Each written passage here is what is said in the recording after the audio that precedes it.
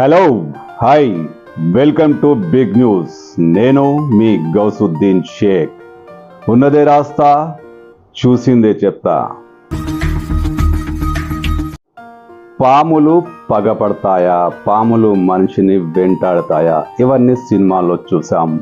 అప్పుడప్పుడు మన పెద్దలు చెప్పిన కథలు విన్నాం. కానీ పాములు పగబడినట్లుగా ఎక్కడా శాస్త్రీయ ఆధారాలు లేవు. సైన్స్ కూడా ఇది ఎంత మాత్రం నమ్మదు.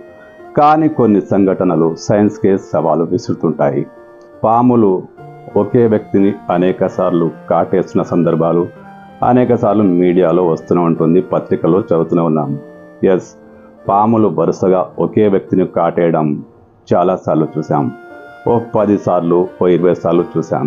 కానీ ఒక వ్యక్తిని ఏకంగా పుట్టినప్పటి నుంచి 48 ఏళ్ళు వచ్చే వరకు 103 సార్లు పాము కాటేసింది. అతను ఎక్కడున్నా, ఏం చేస్తున్నా, కూలికి వెళ్ళినా, ఇంట్లో ఉన్న పాములు మాత్రం అతన్ని వదలట్లేదు. పాములు కాటేస్తూనే ఉంటాయి.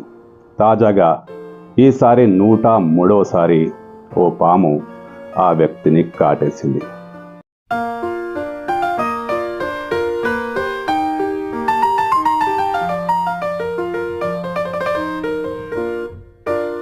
చిత్తూరు జిల్లా బైరెడ్డిపల్లి గ్రామానికి చెందిన సుబ్రహ్మణ్యం అనే వ్యక్తి కథ ఇది.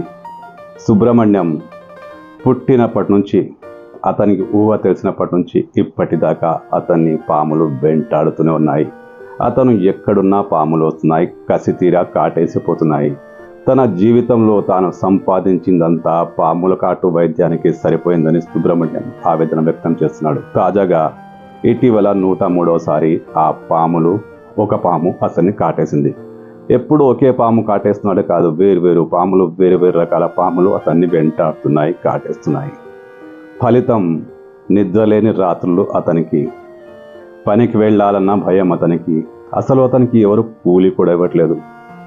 అతను పని చేస్తుండగా కాటేసిన సందర్భాలు కూడా ఉన్నాయి. దీంతో యజమానులు సుబ్రహ్మణ్యంను కూలికి పిలిస్తే అక్కడ పాము కాటేస్తే అతనికి ఏమైనా అయితే తమ మీదకి వస్తున్న భయంతో అతని పనులకు పిలవట్లేదు.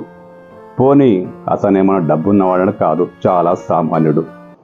పాము కాటేయడం, ఆసుపత్రికి పరుగులు తీయడం, డబ్బులు ఖర్చు పెట్టడం, అప్పో సప్పో చేసి డబ్బులు ఖర్చు పెట్టడం.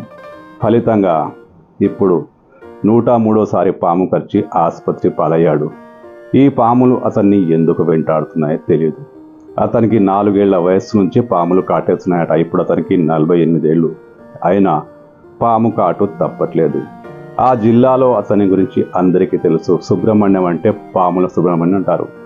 అలా కాటేస్తున్నాయి. మరి ఇంట్లో కూర్చున్నా, కూలికి వెళ్ళినా, ఎవరితో ఫ్రెండ్స్తో ఉన్న పాము వస్తుంది, అతన్ని మాత్రమే కాటేస్తుంది. ఇలా ఎందుకు జరుగుతుందో అర్థం కాదు. ఇది వైద్య శాస్త్రానికి కూడా అంతు చిక్కని విషయమే. కానీ ఇది మొదటిసారి కాదు. అక్కడక్కడ ఎవరో ఒకరు ఇలా పాముల కాట్లకు బలవుతూనే ఉంటారు. కానీ ఇతను 103 సార్లు పాము కాటు వేసినా ఇంకా బతికి ఉన్నాడు. ఇప్పుడు చికిత్స పొందుతున్నాడు. మరి అతని భవిష్యత్ ఏంటి? ఎందుకు పాము కాటేసినా అతను బతుకుతున్నాడు? అతని బాడీలో ఏమైనా ప్రత్యేకత ఉందా? పాములు అతన్నే ఎందుకు వెంటాడుతున్నాయి? ఇది కూడా ఏదైనా బలమైన కారణమా? వైద్యులకు మాత్రం అర్థం కాని పరిస్థితి. అతను నార్మల్ మనిషి, నార్మల్గానే ఉంటాడు. కానీ పాములు అతన్నే కాటేస్తున్నాయి. సుబ్రహ్మణ్యం భవిష్యత్తు ఇప్పుడు ఆందోళనకరంగా మారింది. అతనికి ఎవరు పని ఇవ్వకపోవడంతో అతనికి ఉపాధి కూడా లేదు. ఏం చేయాలో అర్థం కాని పరిస్థితి. ఈ పాములు వెంటాడడం ఎప్పుడు మానేస్తారో తెలియని పరిస్థితి. ఏదో ఒక రోజు పాము కాటికి బలవుతానేమోనన్న భయం సుబ్రహ్మణ్యంను పట్టుకుంది. ఏమో అసలు ఈ పాములేంటి?